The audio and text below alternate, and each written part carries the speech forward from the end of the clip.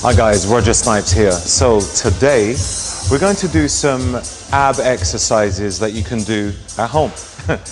Obviously right now I'm in the gym, but you can do this at home. You could do on the floor, or if you have some sort of yoga mat or some sort of mat in your house, then it'll probably be a bit more comfortable.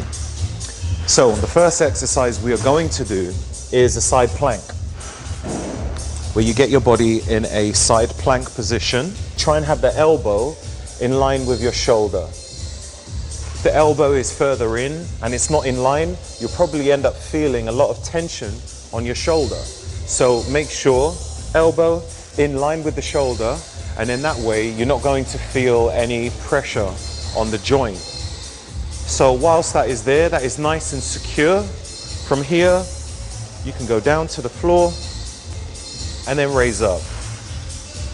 Go down, raise up. Place your hands wherever you feel comfortable. Down, up, down, up. If you want to make it a bit more challenging for yourself, you can raise up the leg, go down and up, up. So you should be feeling it around here. Down, up, down, up. Once you've done one side, let's go over to the other side.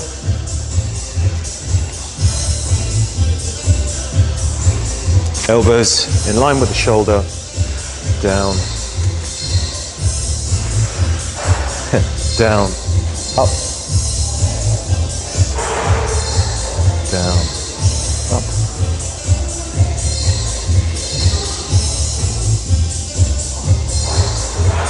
Down, up. Now, because we've changed sides, you should be feeling it right here on your obliques. Down, up.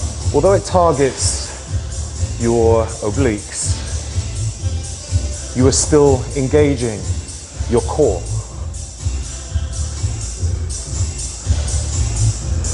But the actual contraction is happening on the obliques.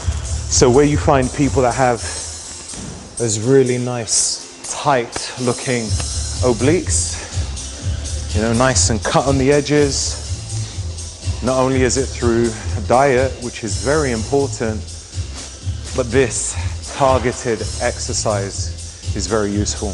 Another exercise which you can do, which focuses primarily on the upper part of your rectus abdominis. So if you're trying to work your abs, to focus on the top part of the abs, let's say the top four. Can raise your legs up and then rock back slightly and then reach up to go towards your toes. So rock back, forward, up.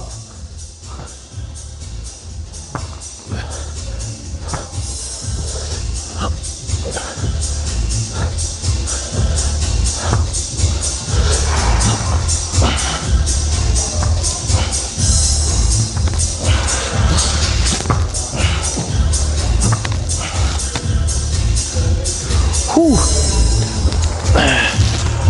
Body's feeling a bit hot. So any kind of crunching type of exercise where you're raising the upper part of your body, it gives you a strong indication where you are focusing. Because it is the upper part of your body which is moving, you're going to be contracting the upper part of your abs. So the middle set of abs, some of you might not have visible abs, but it's still there whether you can see it or not. You can just possibly feel for it depending how much body fat you have. But you might just have, let's say, mind-muscle connection in some cases. But you will be working the upper part when you're moving the upper part of your body. Now, if you keep the upper part of your body still, you move the lower part, then you start working the lower part of your abs. But before we get into that, if your legs are up here and you're going to do like a double crunch to touch your feet or slide up towards your feet, it might start to feel a bit hard. So you can actually place your feet down and do the same thing. Ooh, I got an ab cramp. To make it a bit easier, you can keep your feet down and maybe slide near your knees, hands on your leg, slide up towards your knees, and then come back down.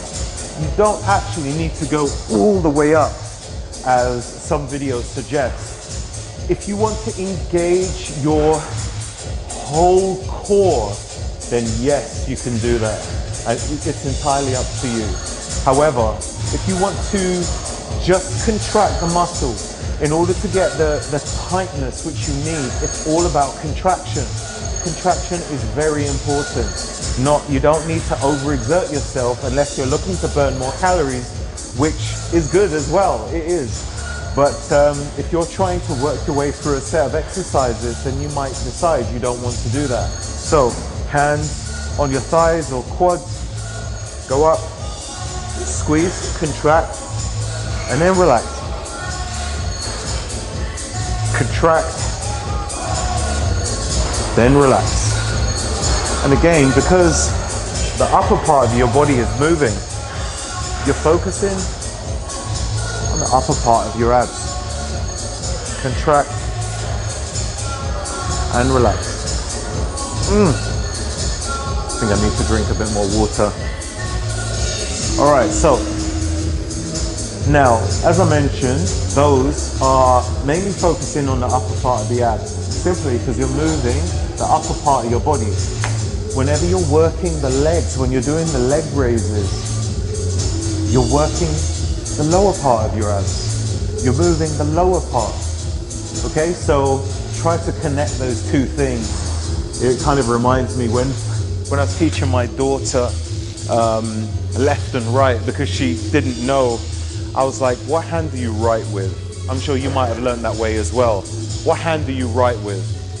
Your right. Okay, well, that's your right hand. Some of you are left-handed, obviously that's a bit different. But yeah, so just try and use key things to remind you, if you want to train your abs, you're moving the upper part of your body, you're working the upper part of your abs. You do leg raises, which is the bottom part of your body, then you will be working the lower part. Okay? So just do some leg raises. You could do palms facing down, palms facing up, whatever.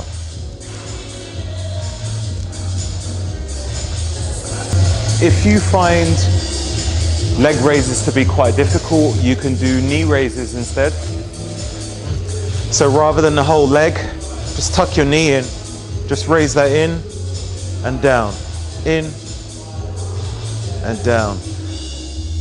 The easier it gets, just move your leg further out.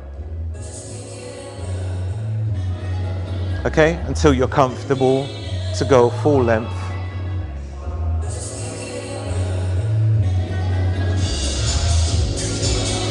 But don't pressure yourself in believing you need to do, jump in the deep end immediately. Okay?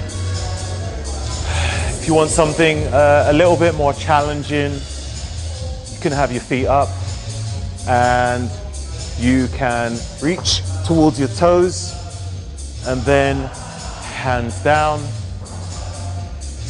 and do a hip thrust towards the toes, hip thrust, toes, hip thrust, toes, hip thrust. Okay? Whew. Sorry, getting a little cramp here. I think it's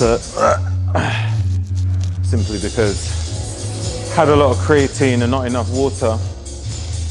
But anyway, those are some home exercises, ab exercises. Give them a go, see how you feel. Yeah, see how you feel. Let me know how you get along. And leave some comments below if there's anything in particular in terms of abs that you want to know, or other types of exercises. Leave it in the description and I'll have a read and it will give me some ideas what I can do for you. All right?